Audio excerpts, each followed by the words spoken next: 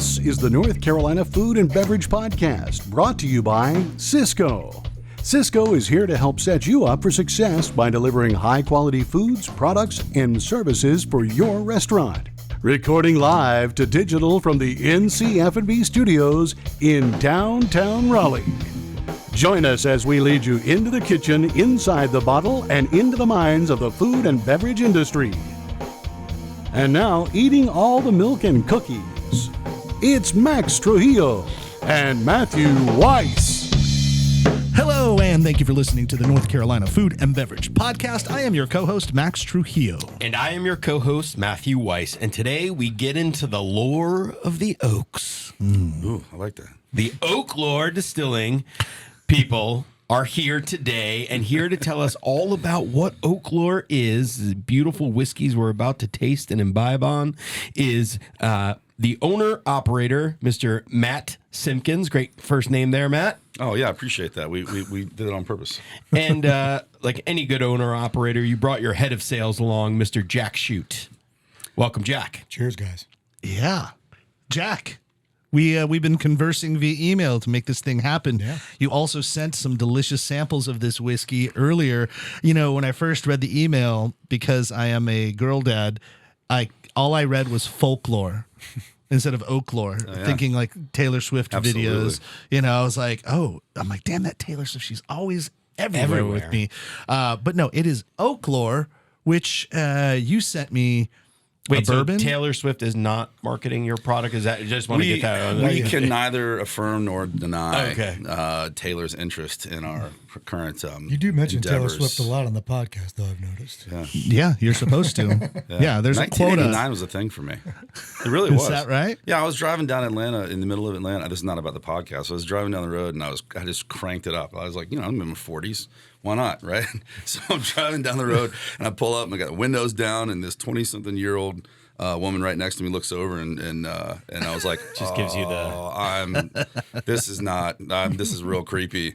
And I looked over at her and kind of like, and she was just like, I was like, all right, okay, I'm going to keep being a Swiftie. But then Folklore came back around. I was like, oh, man, she's really killing it now. Yeah, and then Folklore's got a couple songs with the guy from Bon Iver, and that's good. By the way, for all the dads in the room, we're just like the middle-aged dudes. You know that the 1989 album was recreated by Ryan Adams? Yeah, he did a whole version of it. Like, from beginning to end, every song, like he just redid it and he called it 1989. Yeah. So check it out on Spotify or whatever. It's the exact album, just done kind of like alt country, you know. It was pretty cool. It was pretty cool to listen to. I struggled with it because, again, this is not about what our podcast is about, but I struggled with it because I liked her version so much more, and I liked what she did and how she handled all the harmonies and the things that she. It was just it was hard to get. It was hard to click over. I was like, I mean, it's cool. My daughters were very upset at the Ryan Adams version. Oh, yeah. Okay. I thought maybe we could reach each other on that one. They're like, no, Dad, stop this. Stop it. Stop playing it right now. I cannot connect on any of these things. Yeah, I'm in your boat, man. Yeah. All right, let's get back to whiskey. Sorry, it's Matt and Max show apparently now, but a different Matt. I Yeah. guess. Sorry. Yeah, new host. Sorry about that. Yeah. Co-host and do a Taylor Swiftie podcast. You know what? Like, we do a podcast where I'm from LA, you're from New York, and the show's called the North Carolina Food and Beverage Podcast. That's about as connected as like you and me, Matt, doing a podcast about Taylor Swift. So we might as well. Oh, absolutely. We got some recording time after. Yeah. All right. What is Oaklore Distilling and what do you guys do?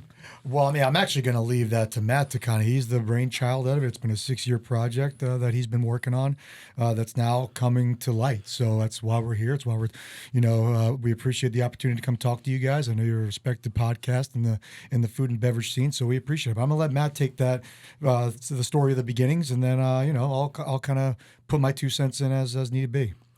Yeah, so Tom Bogan, Thomas and I, good friends, neighbors. I moved into the house just kind of across the street from him, and we became buddies. And we had kids that were in elementary school at the time, and we're walking our kids to the bus stop, and sort of just became buddies at the bus stop, like the elementary school bus stop, not the city bus stop. And we're kind of hanging out, and we realized that we had a lot in common. And one of those things we had in common was a love for good whiskey. He was really into Scotch and Irish whiskey at the time, and I had gotten into bourbon. I loved bourbon and loved whiskey. I'm originally from Nashville, Tennessee, so I was kind of a Jack Daniels guy for a long time, but really started getting more and more into bourbon at the time. And so we started hanging out and trying bourbon. And there's a lot more to the story, but for the podcast, Not trying bourbon at the bus stop, though, right? I mean, well, I'm not can't judging, but I'm just saying. Yeah, absolutely. Yeah. Every Never. mom and her Yeti, you're always like, what the hell's in that Yeti? There's no coffee in that thing. It never happened at the bus stop. Anyway, so we became good buddies, and one of the things that we learned about each other is that we nerd out on stuff. Like not like we were nerding out on the music stuff. And again, I could talk about the producers of the National taking that Taylor Swift album Folklore and making something really incredible. I mean, it was nice. I could go on for hours about that because we nerd out on things. And Tom and I would nerd out on bourbon. And so one of the things that we would do is we would meet up on late Tuesday nights, which I don't know why Tuesday nights worked. It was just that it was kind of our night. There's no football on. There's no football on. There was nothing happening. So we would get together, and one of the things that we loved to do was we would bring different bourbons and hide them behind the counter, and then pour 3 or 4 for each other, right? And the goal was to see if you could figure out age, if you could figure out mash bill, if you could figure out what was going on with it, if there were special characteristics. And we kept doing this over and over again because it was just fun. I mean, it was just fun to try to not necessarily stump one another, but it was fun to kind of learn together what really made whiskey good. Yeah, and with no pretense about what the label is or what we know about this bourbon going in. Because the best part of the story is they were 100% wrong every single time. That's exact. How did you know? They learned nothing from this experiment. We learned nothing. It was terrible. Then we went home, and that's no. the But end of the story. did you figure it out? I mean, were you guys getting good? We were starting to get pretty good at it. We were starting to figure out, especially you'd start really figuring out the differences between Irish whiskey and a bourbon. We'd start kind of in those larger categories, and then we got down way down into the weeds. And it was really interesting because as we went further and further along into it, we didn't really think about this, but we were kind of training our palate for what really made sense to us and what we wanted to have in terms of a quality bourbon or quality whiskey and what made it quality for us. And the beautiful thing is you drink whiskey with your eyes first. You look at the bottle, you look at the packaging, you read about it, you look at the proof, you get told a ton of information. And so what it kept us from doing was knowing all of that information going in. Like you don't know. It's just whiskey. How does it hit you right now in this very moment? And so for us, that was a really crucial part of our work together, is that we realized what we liked and what we didn't like. And we also realized that whiskey ultimately is in the eye of the beholder. Well, I guess in the mouth of the drinker. But you're going to taste bourbon different than anybody else in the room, based on what you've eaten recently, based on your chemical body makeup at the time of day. Whether you got a full stomach, empty stomach, like all of that can change the taste of a bourbon for you at a particular time. And those were things that we said, well, all right, well, what kinds of things are not variables that would take us away from it being a good, solid bourbon or whiskey, and then trying to refine and understand what those things were. And so it really came down to learning that palate for us. What were the variables? The variables? Yeah.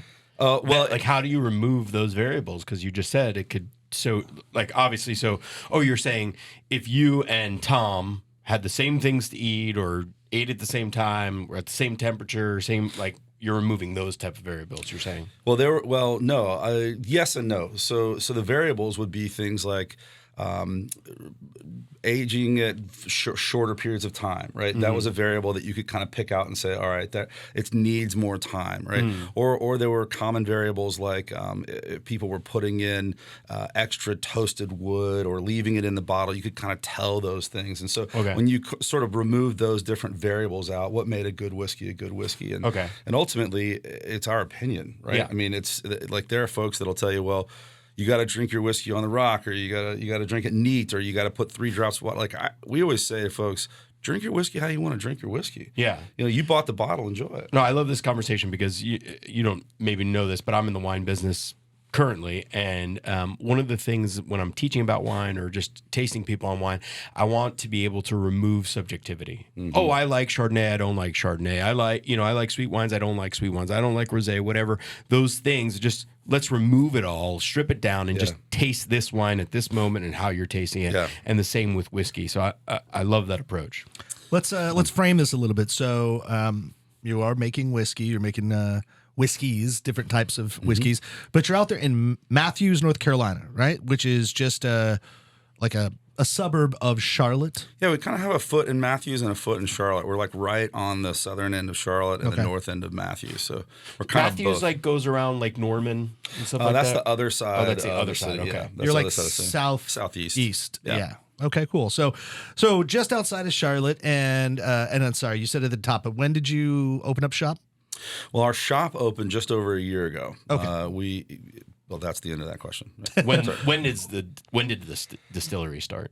We started the idea and the concept back in 2017, right? And so there's more to this story, right? So the part of it was as we were sitting around late one Tuesday night, probably way too late after way too many drinks. Tom and I were sitting there and we were kind of talking about what a cool thing it was to make this stuff and what a fun idea. And Tom said, well, I was in brewing for years. This is kind of just one step past brewing, right? He's like, we could do this. And I was like, well, we should do this. Why don't we do this? So completely legally.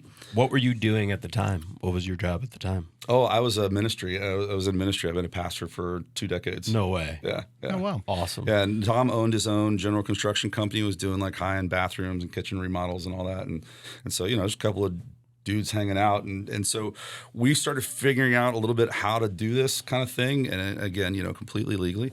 And with Taylor Swift. I think it's impossible to be a legal distiller before you're a legal distiller. How do you know? You have to go work somewhere maybe or something before you isn't it you're allowed like to make less than 5 gallons at home for personal use, isn't that right? Yeah, there's a whole bunch of rules around farms and tractors and fuel and things like that. Yeah. But what we would do is we would go to the ABC and buy distillate, right? And then experiment with different aging processes and learn what kind of things you could do with the wood. And that was really important to us was what those staves said, right? What was their story that they brought in to the distillate, right? Because you'd have all kinds of different toast levels or char levels, and we would sort of try that, study that, and figure out what it meant. And it ultimately meant that the oak had a story to tell, right? Because all those were made with oak. Thus the name Oaklore. That's where it really kind of developed out of. So, well, wait, I'm curious. So you're saying at the ABC stores you could buy a distillate. Are you saying like a neutral spirit? Yeah, you can buy like a white whiskey, right? Which is like just a corn whiskey or any other just different kinds of mash bills. And as a matter of fact, but like a branded. I mean, you're not just buying some like blank jug of like.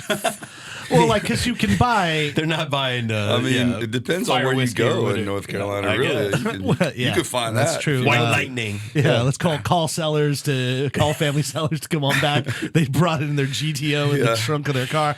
But I guess my point behind it was on a larger scale when you're buying distillate, you're buying like kind of non-branded, like you're buying it from one of the I states, right? Like Indiana, Illinois, Iowa, whatever, where they're making large amounts of it and you could just bring it in. It's not necessarily branded. I mean, sure, there's probably some brand, but like it's not meant for resale. But that's but you're not doing that. You were just buying like some moonshine off we the were wall. buying some different kinds of moonshine to try with that, how that would work. There was a place right around here called Topo that put out some stuff. That was, top of the hill, Chapel Hill. And Georgia Moon put out some stuff. I think you can still find this stuff in local ABCs. And they have these kits for folks now where you can buy one of those little oak barrels and you can throw that stuff in and try your own aging stuff at home. It's fun. It's really interesting to do. But that was part of where that study came up. And we had made some stuff and brought it to a blind taste whiskey tasting what is a contest tournament thing with some of our friends at one of their houses. And so the guy's wife and brother-in-law put together this tasting for us. And we were like, let's put our bottle in there just for fun. And it ended up winning the night, and which was crazy because it's a couple of dudes just messing around and stuff. And one of our other buddies that was there was like, hey, you guys doing this? We're like, well, we're kind of messing around with it a little bit. And he was like, all right, well, I'm in. So let's go. And that was where the three of us started, and started laying down our barrels all over Tennessee and Kentucky and North Carolina. Back to the homemaking thing for a second. Yeah. Before we get on with the story, you know, I'm just thinking though, you're a pastor. I mean, you were making it for religious purposes or a 501c3 endeavor. No, so not at all. It's totally separate. Just go with it. Oh, Tom. sorry. Just yeah, go with yeah, it, Matt. yeah. You know, My bad. Yeah, No. it was totally communion wine we were working on. Yeah, it was great. Exactly. Yeah, Communion funny enough, wine. our little taster cups are communion cups that you can get from the religious stores and whatever. But Well, there you go. Well, I figured that before we get into it a little bit more, let's take a quick word to talk about our title sponsor, Cisco, and what they have to say. Here at the NCF&B podcast, we're all about giving food service professionals or distillers or winemakers the resources they need for maximum success. And in today's market, that means getting in on catering. Yeah, in the next 5 years, catering is projected to become a $100 billion industry, and Cisco has the resources you need to ensure you get a piece of that pie. From essential items like pans and sternos to disposables to-go packaging, oh, that's expensive, and to their interactive catering toolkit, you'll be set for success with Cisco. And remember, this revenue opportunity isn't limited to those who currently consider themselves caterers. If you have food to go, you can capitalize on this bump to sales for all operators and all cuisine types. Serve big flavors year-round while boosting your revenue stream and catering with Cisco. Visit Sysco.com, that's SYSCO.com, to unlock new earnings now. Cisco, solutions when you need them. All right, well, let's get Speaking back into about it. solutions. Yeah, I saw over here, Jack, you did something while we were speaking. I did. You poured some things into glasses. Whenever you guys are ready. yeah, we should have ready. started there. That makes the podcast even more Let's fun. do it. Yeah. Would you hand it? Because I'm like stuck yeah. behind all this stuff. I can't. Yeah, look at that. All right. Check Think this my- out, everybody. Look at Tom. this camera. got it. Little Thanks, Oaklore branded glass. Looking delicious. Oh, By the man. way, your guys' swag game is on point, I will say. Oh, thanks, man. Yeah. Appreciate it. That was a thing for us. If Tom or I wouldn't wear it, it wouldn't go on the shelf. So that was a big deal. Yeah, I mean, I can't speak to the whiskey at this point, but the swag. Yeah, what's this right Like here? I said, you drink with your eyes, Matt. So if you like it already, then Oh, yeah. Is this still like counts. a Christmas ornament or something? Like, what's going on here? Yeah. Yeah, that's actually a pickleball. You just no wait. What is that? I can't see it from over here. No, yeah, that's right. Christmas ornament. Yeah, there you go. Yeah. Well, all right. Let's. What do we have in our glass right here? Jack? All right, so yeah, I'll take this is pretty exciting stuff. We're now getting into distribution as of last month. So it's like Matt said, we've been open as a distillery and shop on one of the busiest intersections in Mecklenburg County on the corner of Monroe and 51 in Matthews. We see about 80,000 cars a day that pass our little shop right now.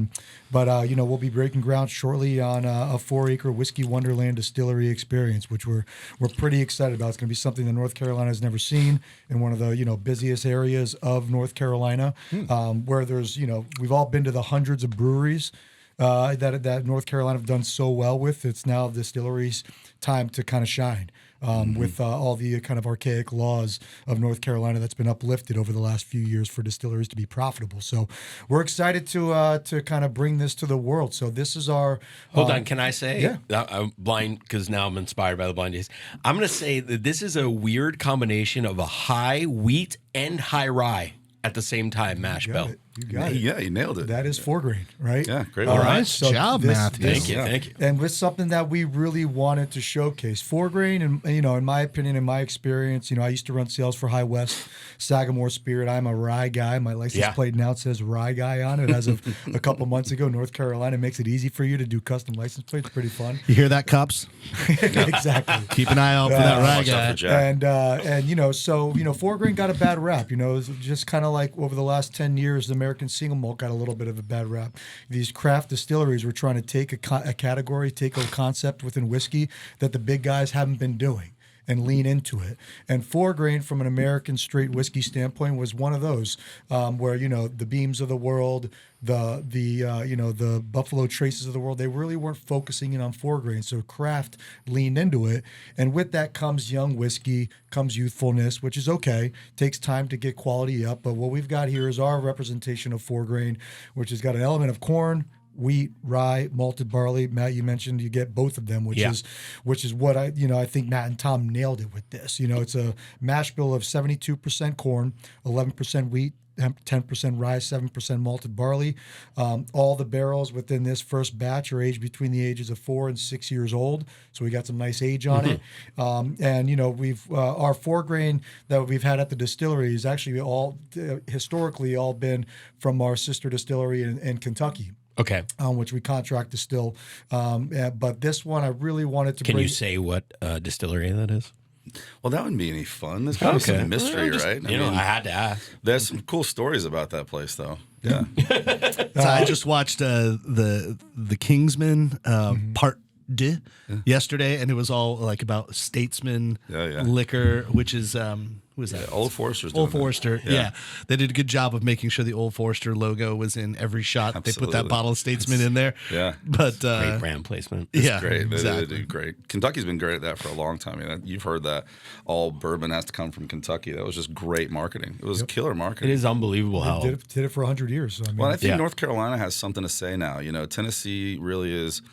It's not pigeonholed, but there's a lot of. You know, when you think about Tennessee, it's Tennessee whiskey. When you think about Kentucky, it's Kentucky bourbon. But North Carolina brings something to the table that's different. Our climate's slightly different, but it actually has. You know, I think we have slightly longer, hotter summers, which give that wood a little bit more time to work, and you know the distillate in and out of the wood staves, and brings a little bit more of the story, while not going as far as some states where it's super hot all the time, and they have to like cool down spaces just to keep it from over aging too quickly, because then you get all this wood sugar. Texas or something. Nobody wants bourbon from Florida. Let's be honest. Sorry for Florida. we got some friends down there too, Yeah. man. Jeez. Okay. So, what in the process? So, do you contract distill this? So, do you give them a mash bill that you want, or they come out with the kind of an idea and then you guys age it? How much of it in the process are you involved in this particular 4-grain? That's a great question. The process is really pretty wide open, right? For most distilleries, if they're going to do contract distilling, they can either go all the way back in and choose even down to the kind of yeast strains they're using. We were able to do what's the best way to put it? We were able to do a lot of that work on our own, which was really great. And part of that came from the learning processes we did early on. We also got connected to some really great people. It was wild. Very early on in our processes, we got hooked in with some folks in Western North Carolina, Chad Slagle up at Two Trees. We got with Justin King at King's Family over in Sevierville. And then we also met some guys in Kentucky, John Hargrove, who was at Bardstown Bourbon at the time, and then Drew Colesfield at Willett. And they were really great to welcome us in and teach us a lot of things so that we would know some of the answers to the test right away. And Pete and Vienna up at Southern have been great friends as well. And good friends of the show as well. Yeah. And so as we worked to learn those processes, we were really able to dial in exactly what we wanted. But everything, even if the mash bill's right, it's a game of patience, right? You got to wait. You got to see. Even what you think might work might not work. And so you're kind of in that waiting game and waiting for those barrels to come of age, and you're hoping that they work right. But they always have to pass the taste test. So for us, it's got to be high quality. It cannot have, off flavors in it. It can't go grassy on you. It can't be young. We don't do anything in small barrels. It's all 53 gallon in there in the traditional format of how bourbon and whiskeys are made. That's important to us. And so I can vouch for the quality. Thanks. At what part of the process are you getting involved, though? Are you blending? Are you aging? Are you getting it and then selecting? We're from the very beginning. Yeah. So I mean, I'm not growing the grain, if that's helpful. That's fine. Like we had some. And by the way, there's no judgment. I'm just asking out of curiosity. And I'm all happy the to bourbon and whiskey nerds are going to be like, all right, well, where do they start? They're judging. I'm not. So we our process is pretty transparent. I mean, we don't hold a lot back. We've been doing a ton of work with Southern, and they've been amazing to work with. Yeah. We really like the idea of being a North Carolina company and lifting up North Carolina spirits along with them. I serve on the board of the Distillers Association of North Carolina, along with Angelique, who was on the board. I think was on your podcast recently. Yeah, nicely done. That was Thank good. you. So it's been important for us to be about North Carolina and growing North Carolina spirits, and to have that quality level be high is really, really important. But when we were in Kentucky looking for our sister distilleries there, we went through and kind of made the decision that a lot of the larger ones just weren't really what we were looking for. We were looking for something that had a little bit more craft, a little bit more quality to it. And we ended up working with a distillery in Kentucky that actually closed their doors. The guy made like 200 barrels and then walked away during COVID. And so we were able to get a part of those first 200 back, and now we're continuing to work with that distillery as they are making a lot more things for us now. And of course, it's all waiting and aging, but there's some character that came out of this one particular place, and they have a couple of stills there. And we've said everything we do has to be on this still, because it's just a character and a quality that's really important to us. So they're aging, then you're blending.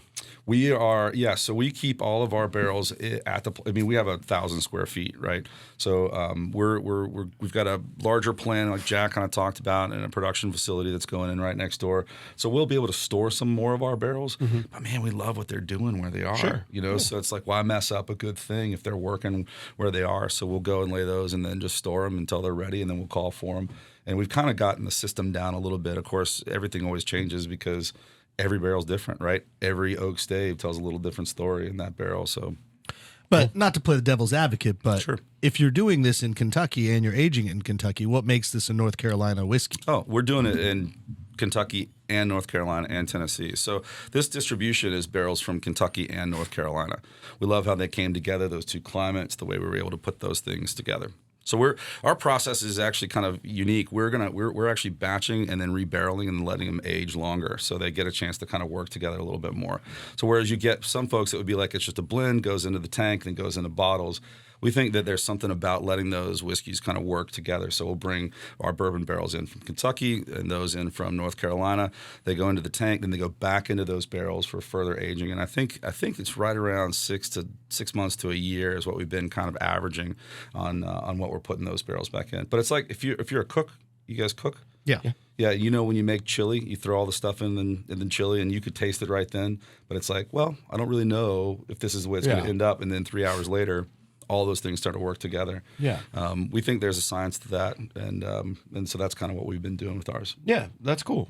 So this doesn't say North Carolina 4-grain bourbon whiskey, but we are a North Carolina company, and the barrels come from Kentucky and North Carolina. However, our straight rye whiskey is out of North Carolina. That's a 70-20-10 mash bill that we make here in North Carolina, and we've been doing that at Southern. We should probably try that. That one's a really unique one.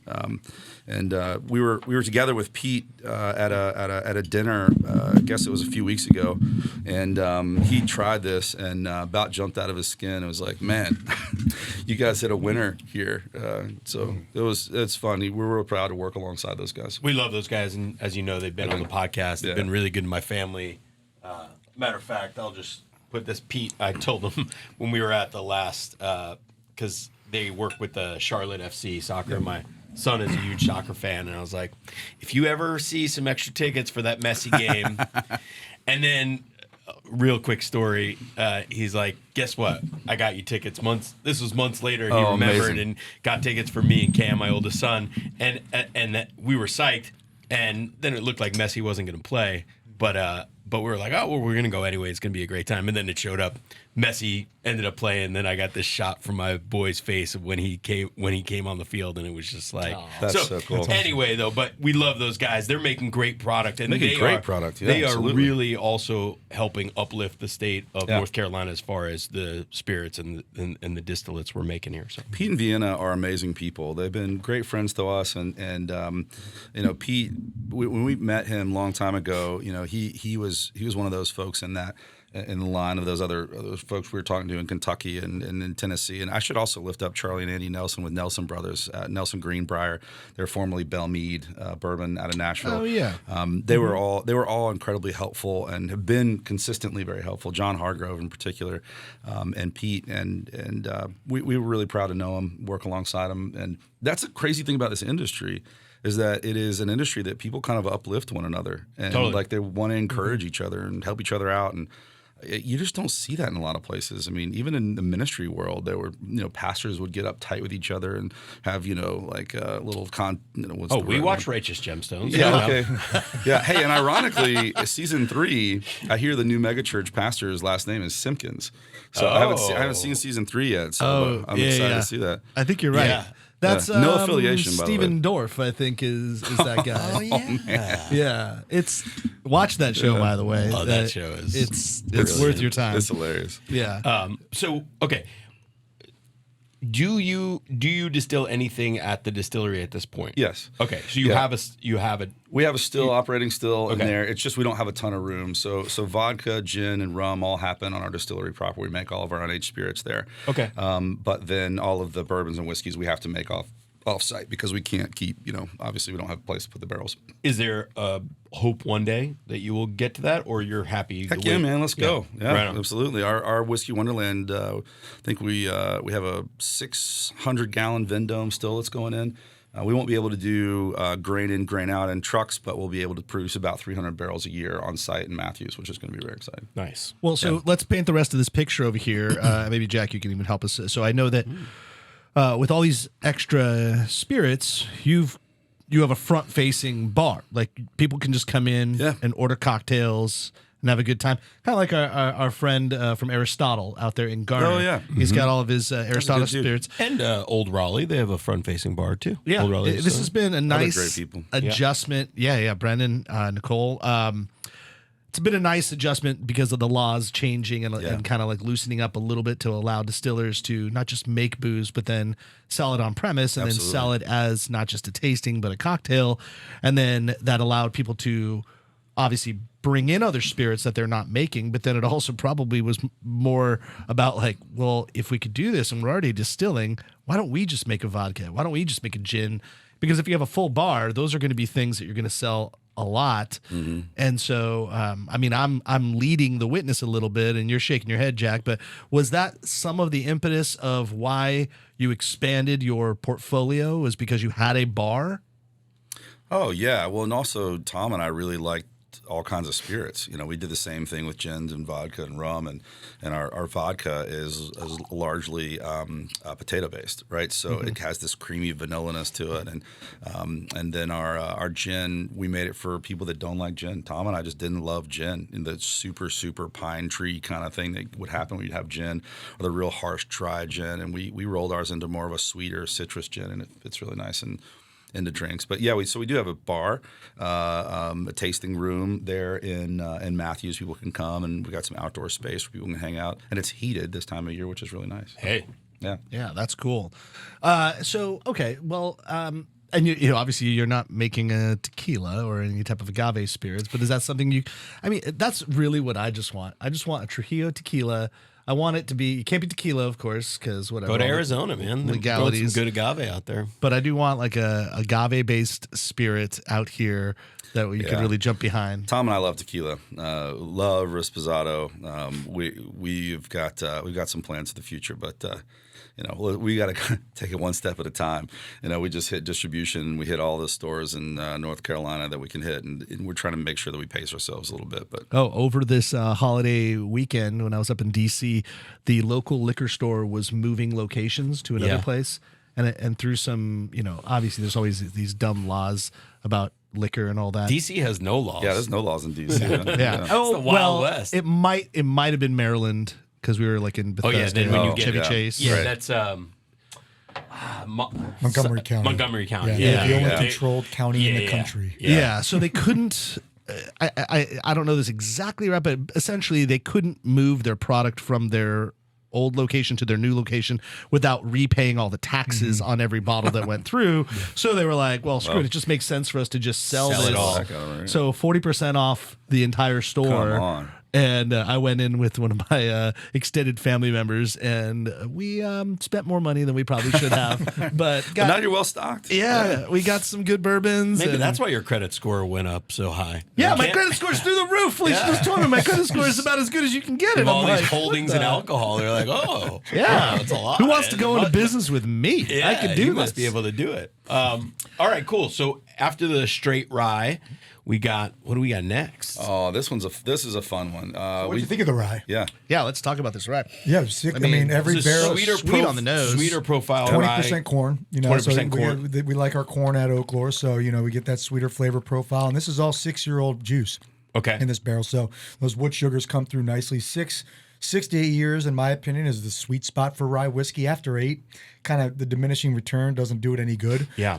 But 6 to 8 years old for rye is nice. So this is all North Carolina. So this we do on the bottle have North Carolina straight rye whiskey, 100%. I was going to say, because that grain is very different than ryes that I'm used to. And I was like, this has to be from out. So the rye is all grown in North Carolina. Okay. Yep. That's cool. So that in itself is very North Carolinian. Just in that further that question I asked earlier, like what makes it North Carolina? This rye is definitely 100% North Carolina. Yeah, exactly. That's pretty cool. Grain to glass, which we're excited about. And again, we have the straight rye or straight bourbon whiskey, which is 100% from our Kentucky distillery. But for this distribution, it is a mix of North Carolina and Kentucky. I thought that was a good thing to have that North Carolina bourbon because we love our North Carolina bourbon as well, and showcase that along with the classic Kentucky style. It just creates a different type of 4-grain. Yeah. No, I'm here for it all. I love the transparency because I think just like at the end of the day, like you said, without context, if the whiskey's good, the whiskey's good. I think like the transparency is the key. And I think that's what the consumers are looking for. I mean, the really knowledgeable consumers are looking for, because for years, people drank contracted juice that came out of MPG. We know that, right. But where it was aged was a thing, or how it was blended, who was blending it was a thing. I mean, these are all important factors, as we know. And I just think that transparency is king. Well, yeah, absolutely. And that was, it was a unique time when I was running sales for Weiss Distillery. Well, I mean, back in 2000, 2000, I guess 15, and we sold the Constellation in 2017. MGP was a curse word. Right. It really was a curse word. If I went into a retailer that thought they were, really into whiskey, I mean, the answer back would be, "We'll come back when it's your stuff." Yeah. And I'm like, well, it's not going to be that. Yeah. That's not in the plans. And and we kind of coined the phrase, distilling isn't the science is the distilling, and the beauty and art is in the blending. Mm-hmm. And there's nothing more true than that, right? If you've got the great quality equipment and the efficiencies in place, I mean, distilleries can all make great product, but it's everything else that comes with it after the fact is really what makes a whiskey. Yeah, it's the same. It's like the evil empire kind of thing, and we see it. You worked for Southern Spirits. We see it with our sponsor of the show, Cisco, is probably considered by many, they're the big evil empire, MPG. But the fact is that these people became big because they made really good product. Exactly. The Yankees are considered the evil empire because they won 27 World Series. But the proof is in the pudding. Same thing with I'm a Laker fan. I'm a Mets fan. I didn't know where you were going there for a second about Yankees. Oh yeah. Like, gee whiz, man. Let me just note that we love fans of everyone. Yes. Oaklore, TM. Hey, a little shop talk over here, but Jack, since you worked for Southern, I worked for Southern for did you? A few years in Los Angeles. Okay. Salesman of the Year, no big deal. Yeah, good for you. 2000, what was it? 2012, maybe? I don't know. But nothing better. Does your butthole pucker when you think about the last day of the month? Boiler room. Oh, is that what you called it? The boiler room. We call it the same thing, man. Absolutely. I think Southern after they took that from the finance world, obviously, and it told everyone around the country this is working. We all hated it, but the amount of cases you could sell, of cases you need to sell that last day, when pressure was on the line, it worked for real. Like, you could not go home if you didn't hit your sales agenda, your quota. Like, it was hardcore. It was tough. Yeah, so they're like, we need to move, 18 more cases to 4 more points of distribution.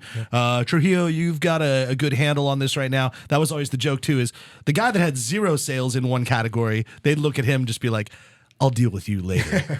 But then, like, the person that did really well in sales, they'd go back to him like, look, I know you did really well. I need you to keep going. Because their theory was like the wheel that is spinning can spin faster as opposed to the one that hasn't even picked up the beat. They're just like, yeah, you don't know how to sell this product, so we're gonna have to figure you out on another day. But Those today days are we got to kinda close. over. It seems like they're kind of over that. Really? That boiler room mentality. It's when it comes down to the distributors. I mean, 85% of their volume is the top 10 suppliers. Is this because millennials are the bosses now? I mean, it's part of it. It's just the dynamic of the workforce and the way people want to do their jobs and what they consider acceptable in the workforce. And those were tough days. I mean, those were really challenging days. Especially we were there when Southern was growing from 8 states to 40 states within the matter of 10 years. That's huge growth. And they did it because they pushed their people hard, and rightfully so. It's sales. Matt, I mentioned this to you before, and Matt, he works for a large distributor for Winebow, and I don't think you guys do this at all. But I've mentioned before when I worked for Jackson Family that the mid-year review was like the equivalent of just taking your clothes off in front of 500 people and getting hit with a fire hose. Jeez. Because they would, and I mean, somebody's got to hit me up from one of my old, coworkers or whatever to let me know if they're doing it. But you would have to know all your numbers mid-year so they knew like where they could gauge, like how are you going to finish this year, and everything you were not on pace for, they would just like hit you hard. And you stood up in the general sales meeting. It was all your numbers and everyone that worked for you in the state, and it was California, so it was a huge state. So we had like maybe 150 people in the room, and you just had to sit there and defend why you did what you did or not do with everything, and then what your plan was to get out of it. And talk about like, oh yeah, gray hairs. All my gray hairs. Nowhere to run. That'd be canceled today. By the way, where's your plaque? Where's your Salesman of the Year plaque? You should. I should put it right there. You know why? Because that job gave me so much anxiety and so much fear. It is funny that you mentioned that, Matt. I'm remodeling or like resetting my den to be more of like a man cave, and I took out all this stuff, and I actually just found my plaque. And we used to do a thing called Hungry Dog, where every month they'd give the person that was the hungriest, the person that could like really dive down into the sales, create new things, do whatever, they'd get it. So I had a few Hungry Dog stacks, and then the Salesman of the Year stack. But yeah, maybe I'll have to put that up. I mean, it's you could probably Were you display ever a DM? No, that was actually that's kind of why I quit. My best friend, who was my boss's boss, he was the regional manager, and when the DM was moving on, I raised my hand to want the job, and so his boss, the boss's boss, said to me in an interview, "You're just not management material." And he's like, "I just don't see a scenario where you'll ever be in charge of people." Meanwhile, like, that's kind of all I've ever really done. He's probably more of in a corporate setting. Like, you're not a corporate guy. No, but neither was he. And then, by the way, just to show that I wasn't a total asshole, when he, who got fired from his job, started a new winery as a salesman. He wanted to. He started as a wine salesman for a new winery. They wanted to break into North Carolina, and I was already living here. He emailed me and said, "Hey, man, who are the good distributors out here, and how can I help out? Like help me out with it." Yeah. And all I did is send him all the information he'd ever want to know. And he's like, "I really appreciate it." I'm like, "Yeah, just managing over just here." managing Rose above. Yeah. All right. So third whiskey. Back to sales. Yeah, Oh third yeah. whiskey. I was gonna say the boiler room sounds like every Monday morning with me and Jack. Yeah. It's Well, a boiler room. It's intense. Friday morning. Yeah, I mean, so Jack, here you're selling whiskey in a state that's a controlled state. Yeah. And when did you come on board with this project? So yeah, it's a pretty fun story. So I moved down. I was with Sagamore Spirit, and I got into the tequila seltzer space for a minute. Okay. I was running sales and commercial strategy for Onda Tequila Seltzer, which is an up and coming tequila seltzer brand, but just wasn't a fan of the category. It just wasn't fun. There was no opportunity to just sit in front of a room of 50 passionate seltzer drinkers. Well, there's also Like, the just- old adage that salespeople sell what they drink. I just missed whiskey. I missed whiskey. I missed the story, the authenticity, the community behind it. And so I came down here to North Carolina from New York and the tri-state area, and I saw the space. There was no, outside of Southern Distilling, there was no one really doing really good whiskey as far as I could tell. I'm sure I haven't had them all. Yeah. But I thought there was a space for growth. North Carolina's, we drink more whiskey in the state of North Carolina than 45 other states in the country. Wow. We drink a lot of whiskey here, and none of it's coming from North Carolina. So, I put together. Assuming that's per capita. No revenue. I mean, just volume, Volume. like alcohol volume. Volume. That's a lot of. That's a lot of There's whiskey. a lot of drinking going on. Wow. And It's a we're rough life gonna here. we're gonna be the number one controlled market in the country next year. Wow. We weren't even in the top 5 years ago. Now we're going to be number one next year. Population growth. That's really what it comes down to. So I saw this space. There needs to be more good whiskey. Created a business plan. Got the funding. And my next step was to go, network around the state with distilleries, just to kind of say, what'd you do right? What'd you do wrong? How did you build this? What's all the legal things I need to understand? And 10 minutes from my house, a friend of a friend knew Tom, Matt's partner and co-founder, and I met with them, and we were just kind of going back and forth. And I was asking them questions about building a distillery. They were asking me questions about, marketing and sales and commercials stuff. And at some point, Matt and I sat down and we're like, how do we make this happen? Yeah. And we made it happen. I wanted to be a part of something from the ground floor. I was with High West 3 years in. I was with Sagamore Spirit a year in. And this is an opportunity for me to kind of, how would I have done it if it was me doing it myself? And we got a great team, a great culture at Oaklore. We've got now a 4-acre corner on one of the busiest intersections in Mecklenburg County, which, that's hard to come by. Yeah. Right. Big deal. And now we're 2 years from now, which hopefully it'll take, 2 years to build out Whiskey Wonderland. And it's going to be something that North Carolina has never seen. So I'm just excited to be a part of it. And you guys can attest that the whiskey that we're doing, is coming out beautifully, and it's only going to get better. Yeah. How many counties are you in now?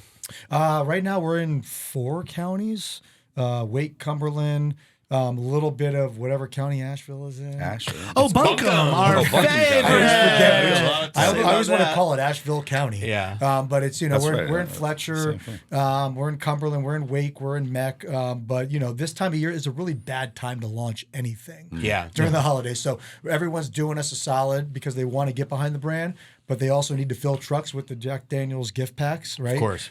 So we're getting on trucks when there's space available. After the holidays, it's going to be a whole different ballgame. So can I find that 4 grain in Wake County stores right now? Yeah, in the top Okay. 6 whiskey stores, Yeah. which I just realized I didn't know this. The top 5 stores in Wake County are the top 5 stores in the state, Yeah. revenue-wise. I'm not which surprised yeah, about That that. sounds pretty about crazy. right. What's, but get ready though, because once you get the NCF and bump, you're going to start working. everyone's Let's gonna be go. going. Well, I'll be. Yeah. You'll see me. I'm doing tastings tomorrow in stores. I'm doing tastings next month. I'm coming into Wake very often. Where do these fall on price?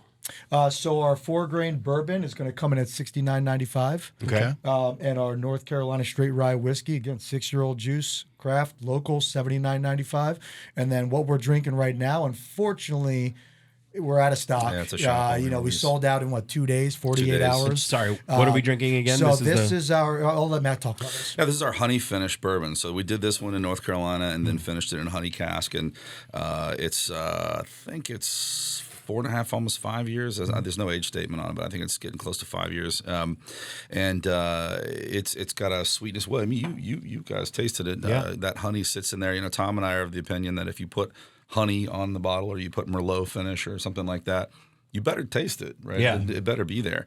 So we're really proud of this one. This one was kind of an anomaly in our releases last year. We did it on Black Friday, and it was gone. It took like 9 days last year. This one was gone in 2 days, which was crazy. None left at the distillery either at the bar? We pulled out one extra case. We were going to hold it back for some other things, and we were like, man, we got to take care of the people because we had folks coming in. They're ticked off. They didn't get it in time. We're like, put another case out. And, By the time this airs, it'll be gone. It'll be gone, unfortunately. yeah. Well, you have to wait for next year then, I What's the guess. thing? So, this is going to be a yearly release for us, and every 2 months we're coming out with something unique at the distillery that's sold at the distillery only. If you come visit us, we got the Merlot finish coming out next month. That's a North Carolina winery and a North Carolina bourbon together. So that's coming out next month, and every 2-3 months we'll be coming out with something different. And another exciting thing is we'll be launching e-com next month. Okay. Through powered by Sealbox. So if you go to our website call it mid-December, we'll be able to ship to 40 states around the country, which is pretty exciting. That's the goal: distribution, shipping, direct. Yeah, exactly. Absolutely. I mean, and we're not even talking about distribution. We're talking Just shipping direct. accessibility. Yeah. Right? Like we want to good. be able to get influencers involved in the brand, get samples in front of people to be able to say what they think about it. Do they like it? Do they not? Hopefully they like it. And if you're in California, you now have the ability to get it. 5 years ago, that wasn't a thing. Yeah. Now it's a thing, which is So kind of crazy. crazy. And it's going to continue being more and more of a thing for craft brands because we don't have to go through the 3-tier system to be able to, be readily accessible. We will go through the 3-tier system. That's We just for wanna the be on shelves. end user, not for commercial, Exactly, right? exactly. We want Yeah. to be on shelves. We want to be in liquor stores, but we're not falling on deaf ears when someone, your favorite whiskey, expert is talking about us. Yeah. Now you'll be able to get us, which is pretty exciting. Yeah. It's an And exciting just time for our before we industry. get out of here, Jack, I just want a quick word that about a thing. Did you know that Duke's, and you guys live in the Charlotte area, is the most tattooed mayo brand? I don't know if you guys have Did you say tattoos. tattooed? Tattooed, yeah. Yeah. So I was going to do a forehead tattoo of our tree, and I was advised against it. I would advise that as well. Yeah. really? Don't do that. Don't. Why not? Well- are you in or are you in? This is boiler room time. Okay, be a hungry dog. I don't know about folklore, Did I do but it right? Did I do it right? You did it right. you did it right. Yeah, okay. And I don't know about Oaklore, but Duke's Mayo doesn't have fans. We have diehards who love to show their devotion. So they have found a way for Duke's diehards to express their mayo love on their bodies forever. In 2022, Duke's partnered with a local tattoo shop to give away free Duke's themed tattoos. You guys could give away free Oaklore tattoos. Appointments sold out in 90 minutes, and the event was featured in pubs like Food and Wine and Thrillist, Eater, and CNN. So for more information, Yeah, for over 100 years, Duke's has been adding Southern flavors to make good things better. For more information, go to dukesmayo.com or follow at Dukes_mayonnaise on Instagram. Matt? gents, thank you so much. Thanks for bringing your wares and your whiskeys to share with us. We wish you happy holidays. And for all of you out there, go to Matthews or get yourself a bottle of Oaklore Distilling whiskey, and you will drink extremely merrily. Thanks for listening to the NC F&B podcast. And if you've stuck with us this long, review us on iTunes and remember, 5 stars are encouraged.